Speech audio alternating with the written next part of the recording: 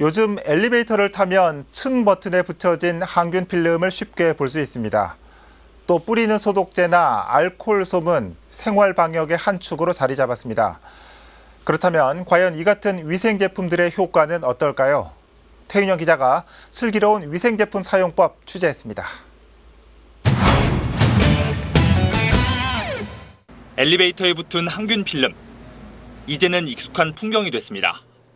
제가 본 거는 이제 아파트에도 있고, 지금 빌딩 같은 데도 많이 있는 것 같습니다.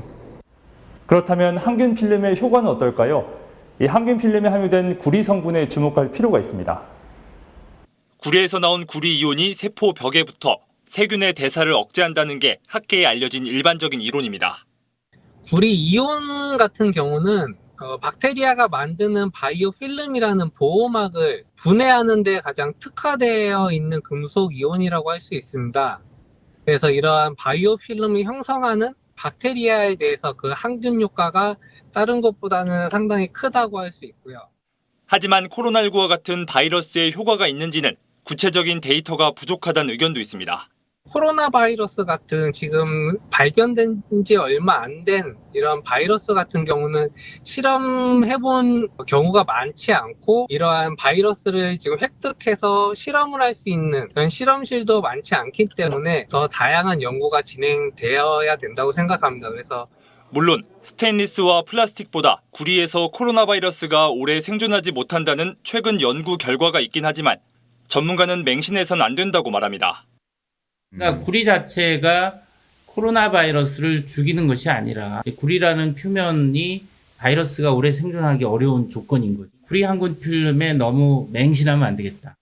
옷이나 물건을 이용해 버튼을 누르는 것보단 비교적 소독이 쉬운 손을 이용하는 것이 바람직합니다. 시중에 흔히 판매되는 뿌리는 소독제.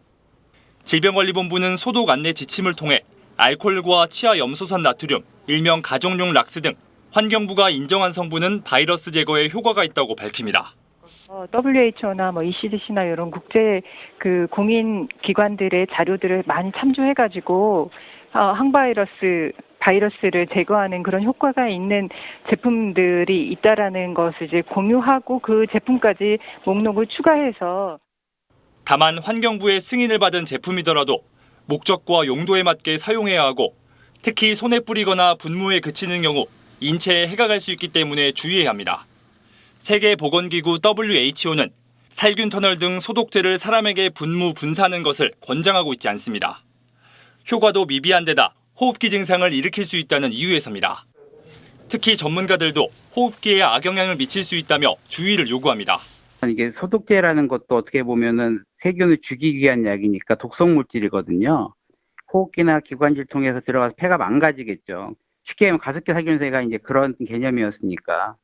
또 분무와 분사의 경우 감염원이 공기 중으로 퍼질 수 있는 에어로졸의 위험도 있다고 지적합니다. 공기 중으로도 날아가서 호흡기로 들어오는 것도 문제가 있고요.